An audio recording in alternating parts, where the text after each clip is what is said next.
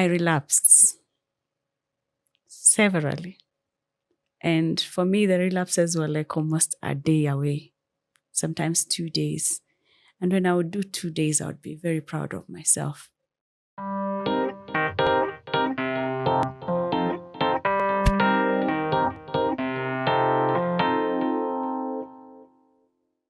Okay, so my name is Trish Barasa, and I run a podcast that advocates for those who journey with chronic conditions.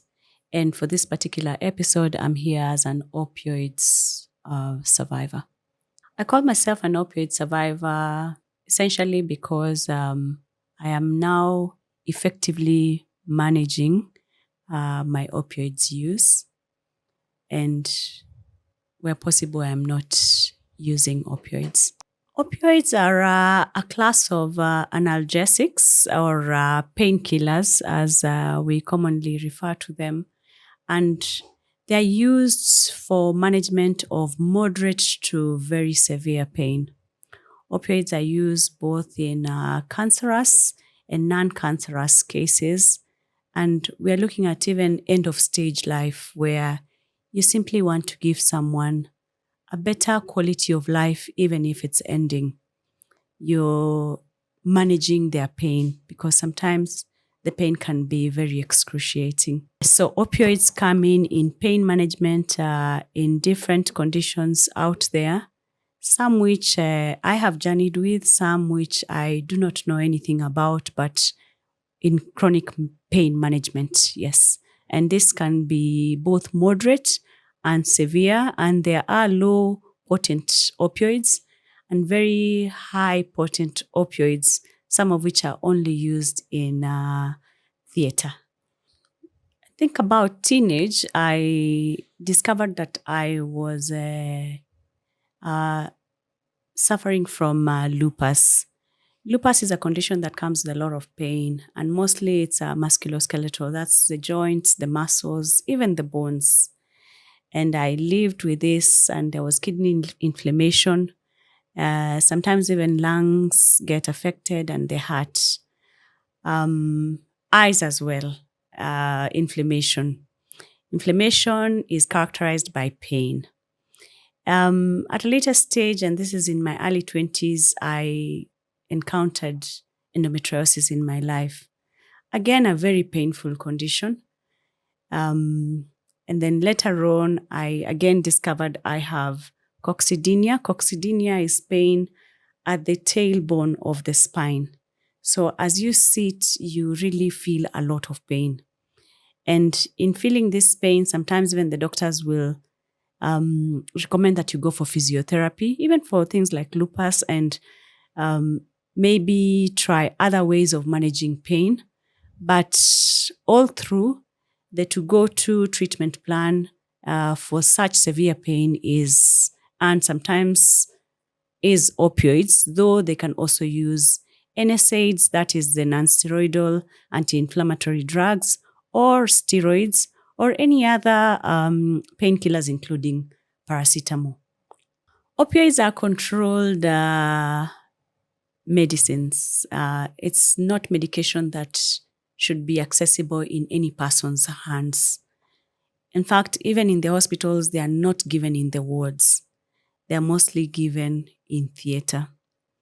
And they're given by a trained nurse. But many of us have found ourselves getting access to opioids. And the history of opioids is previously called, I think, milk of poppy. It's a plant. It's been used since time immemorial, think over 3000 BC. And it's been used for recreational purposes because it also gives you a sense of euphoria. And it takes care of your pain at the same time very quickly. And it's been used by people and abused by people for both purposes, both to fix the pain and to give you that sense of euphoria. But it should not be in any one person's hands. It's a controlled drug. My reading around has made me realize that you don't need to take opioids for a long period of time to become addicted or to be dependent on opioids, or what they now medically refer to as opioid user disorder. We are different, and for some of us, you just need just a little exposure, and you will find yourself being addicted or depending on opioids. For myself, as explained earlier, I'm a candidate of conditions that come with very excruciating pain. A common denominator amongst all these conditions I have highlighted is pain, and I'm talking about a lot of pain. The other day, I had a young man talking about seeking euthanasia because of sickle cell and how the pain feels like swallowing blades. I have felt pain that felt like sitting on very sharp spears. And I have felt pain that I could only describe as demonic. So I became a candidate for chronic pain management. And at any one point, presenting myself to a medical facility, the to-go-to treatment plan for pain was opioids. And we're talking about morphine, pethidine, and others. And I got to learn about these medications from the use. So I've used NSAIDs before. These are non-steroidal anti-inflammatory drugs. These are different from opioids, just like paracetamol is different. And just like steroids also can be given, and they're different for pain and for anti-inflammation. But the long use, the long exposure to NSAIDs in particular have eroded my gastric lining. And so if you give me an NSAID, you're likely to make me more ill and even introduce a different problem, a gastric crisis, to a point where I cannot take anything, even food. So that means that I'm a candidate for opioids or any other painkiller, but not NSAIDs, which are commonly used and even easily accessible over the counter. So these opioids, which are controlled drugs, they should not be accessible to anyone because of the dangers and the risks they come with.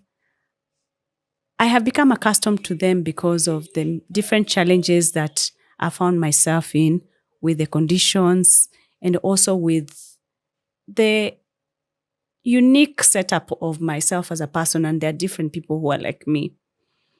And so at one point, I had surgery, I think about 5 months ago, and the run up to that surgery and even after the surgery came with a lot of pain. And I called myself to a meeting once, and I was wondering why I needed to make that trip to the hospital just to get opioids, just to get that injection. I have a history of having taken care of a sister who was at her end stage. And so I learned how to administer an intramuscular injection, IM. So I realized, watching what the nurses were doing, that I could do this myself. Why go all the way, spend almost 2-3 hours, spend a lot of money, maybe even 4 hours, only to get opioids? I can do this myself. So I sought access to opioids.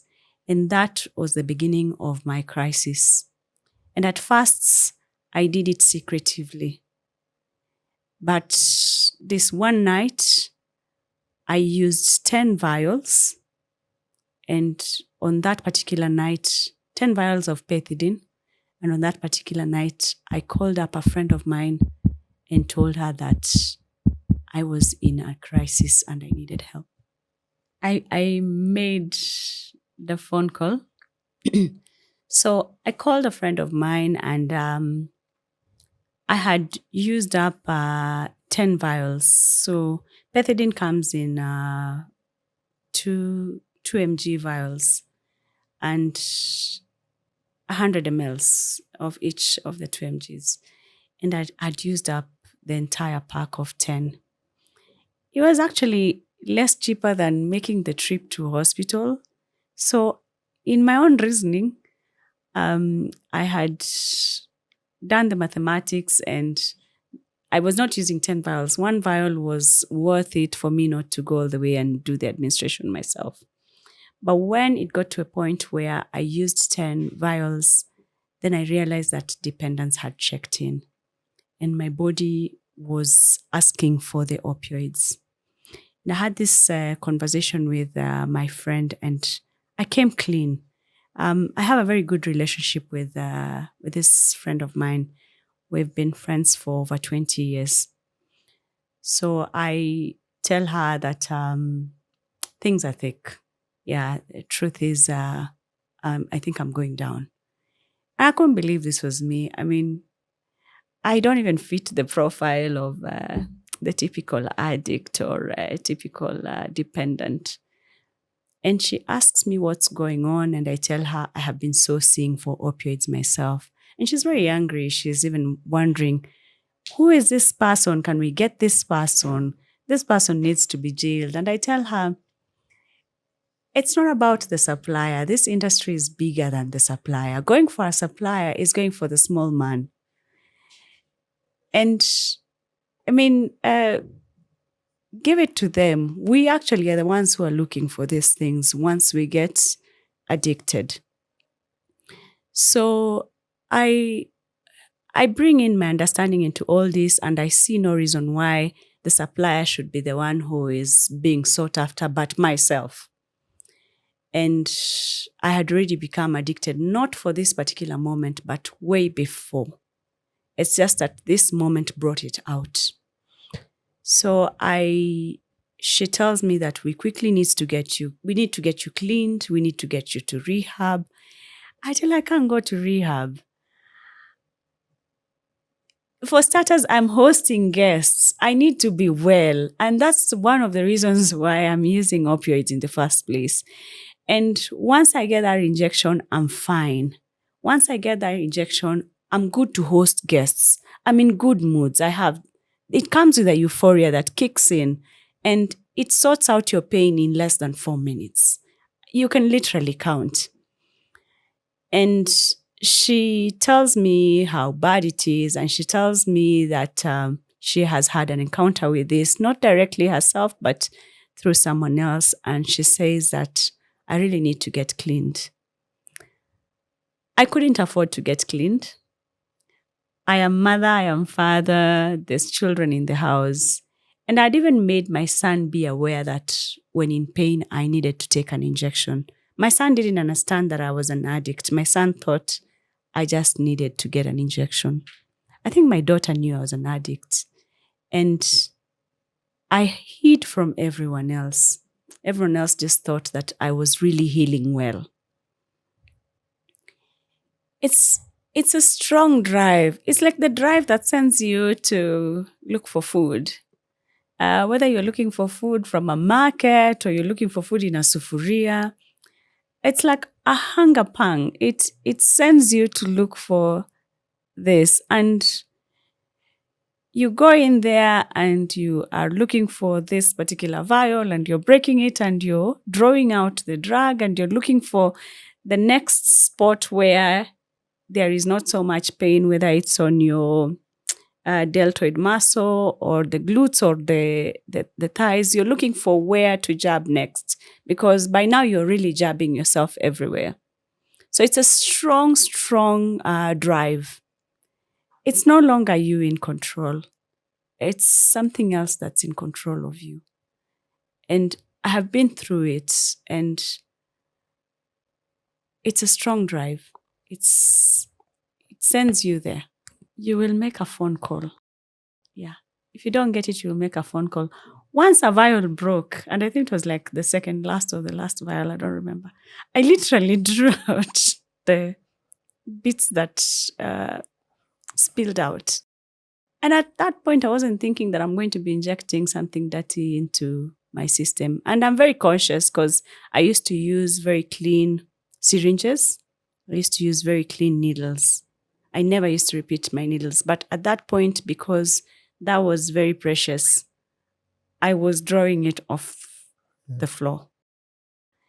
It's a very strong drive. It's both physiological and psychological. It's no longer you in control. So I told her the truth. I could not afford rehabilitation. And I told her, even if I went for rehabilitation, I still had to fix it from here. I could come back from rehab and go back to rehab. And I told her I would try and fix it from here, from where I was. She asked me to throw away whatever I had left. By that time, I had fentanyl, I had morphine, I had pethidine. I had it all. And for some reason, I didn't get very well along with fentanyl. If I did, I think I would have been in a worse state because fentanyl is very strong. And I also didn't like morphine much. So for me, my preferred choice of drug was pethidine. I guess it's because we have just a different makeup in all of us. Our physiological makeup is different.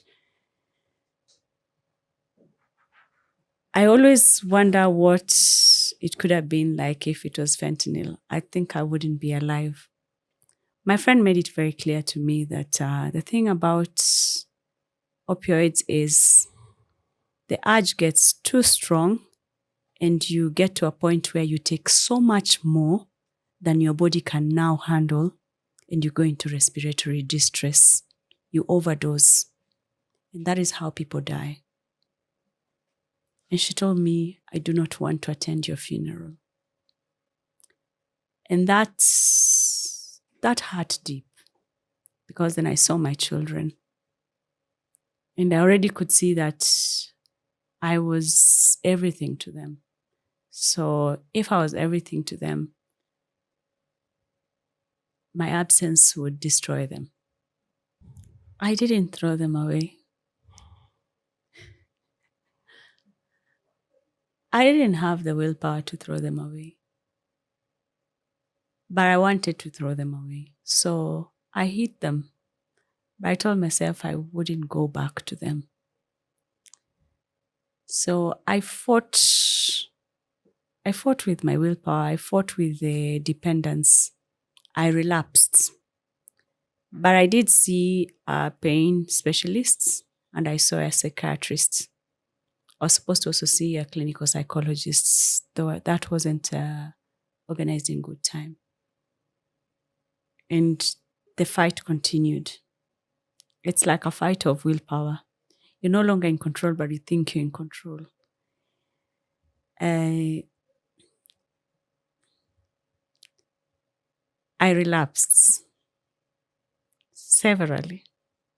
And for me, the relapses were like almost a day away, sometimes 2 days. And when I would do 2 days, I would be very proud of myself that I had pushed on for 2 days.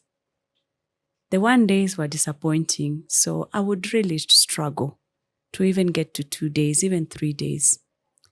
And this now I continued to do secretively because it was nothing I was proud of. So my friend thought I was fighting, but I wasn't. Yeah, okay, so that was a tough ending. So yeah, I'm Trish Barasa. I run the Beyond Conditions podcasts, where we advocate for those who journey with chronic conditions.